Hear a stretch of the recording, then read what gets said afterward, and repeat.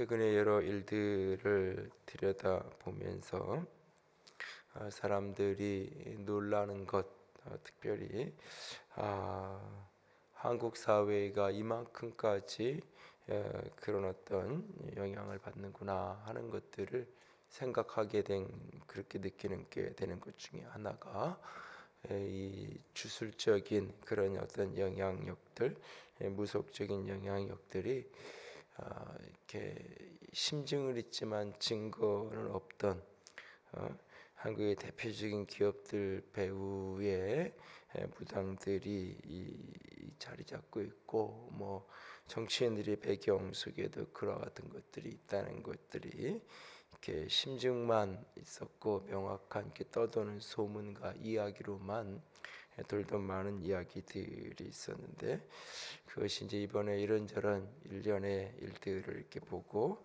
이제 감춰져 있던 것들, 보도가 안 되던 것들이 여러 가지들이 보도가 이렇게 되고 나타나는 것들을 이렇게 보면서 주술적이고 무속적인 것들에 대한 뒤의 배경이 여러 가지 것들이 역사하고 있다는 것을 보게 됩니다.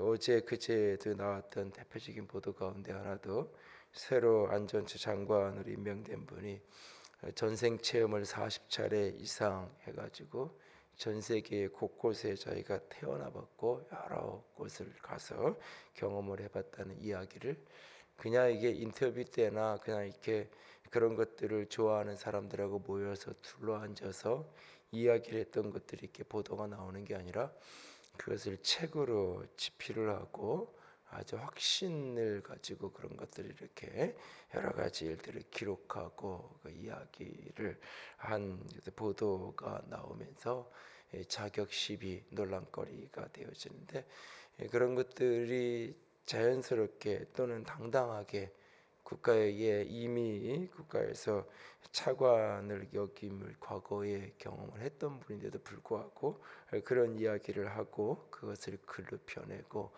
이럴 수 있는 사회가 한국 사회구나 하는 생각을 다시금 하게 됩니다. 그러면서 여러 가지 것들을 다시 돌아보게 되어지는데요.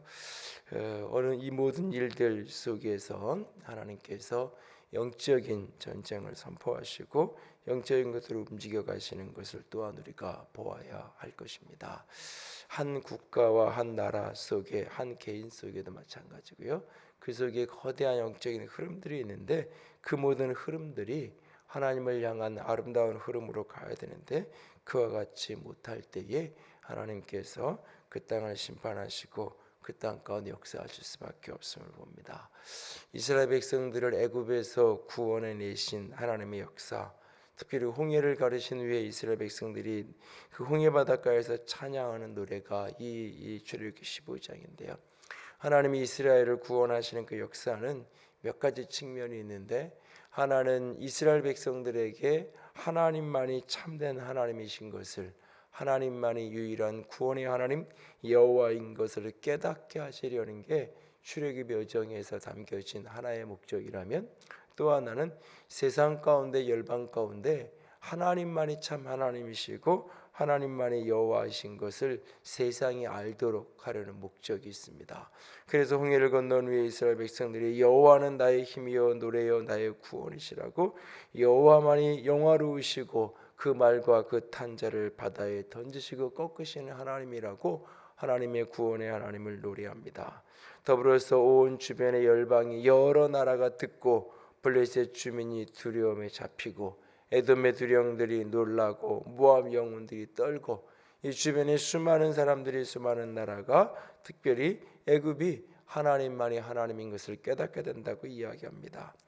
또한 동시에 그 모든 출애굽의 역사는 애굽의 모든 어둠과 애굽의 모든 신들을 향한 하나님의 영적인 승리의 선포였던 것을 보게 됩니다.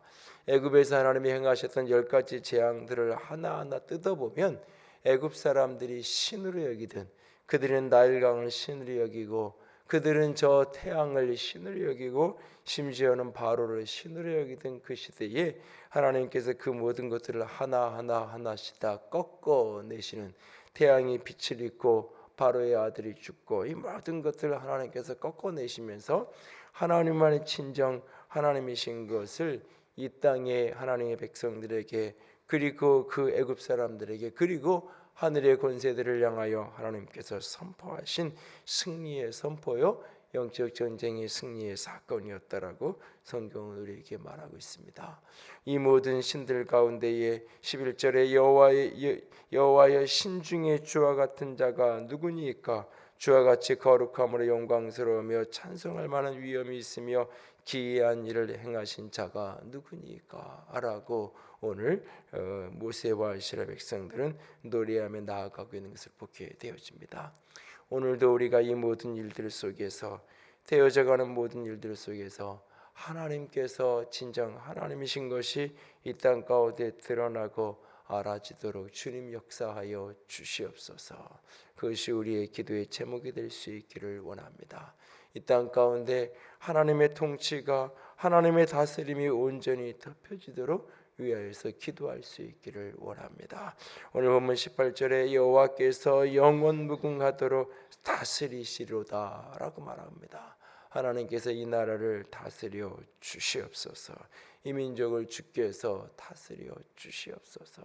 오늘도 그렇게 주의 통치하심과 다스림 가운데 모든 것들이 회복되어지고 영적인 어두움이 걷히고 영적인 소망과 회복 가운데 설 수 있도록 오늘도 기도하며 주 앞에 나아갈 수 있기를 원합니다. 역사를 가만히 들여다보면 한국 사회의 여러 가지 요동치던 시점을 보면 교회가 혼탁하고 교회가 어두울 때에 영적으로도 같이 그와 같이 물려가는 모습을 보게 됩니다. 하나님의 교회에서부터, 하나님의 백성에서부터 하나님의 영적인 회복이 있게 하시고 이 땅 가운데 하나님의 공의가, 정의가 온전히 드러날 수 있도록 하나님만이 참된 여호와 하나님 되심이 온전하게 선포되어지는 역사가 있도록 하나님 도우시고 일하시고 역사하여 주시옵소서. 특별히 이 땅 가운데 모든 주술적이고 어두운 것들이 거쳐지게 하시고 하나님 그 모든 것들이 뿌리 뽑혀질 수 있도록 하나님께서 역사해 주시기를 원합니다. 그것이 오늘도 주님 앞에 끊임없이 올려드리는 우리의 기도가 될 수 있기를 원합니다. 간절히 소망하면, 간절히 원하면 우주의 기운이 우리를 돕는 것이 아니라 하나님이 은혜 주실 자에게 은혜를 주신다라고 성경은 우리에게 말하고 있습니다. 하나님 우리 가운데 당신의 은혜를, 당신의 사랑을 덮어 주시옵소서. 이 민족 안에, 이 땅 안에 하나님의 통치하심이, 다스림이 가득하게 하여 주시옵소서.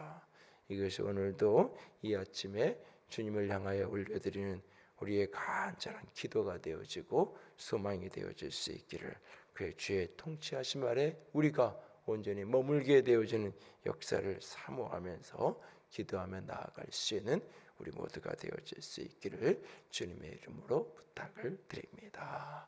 기도합니다.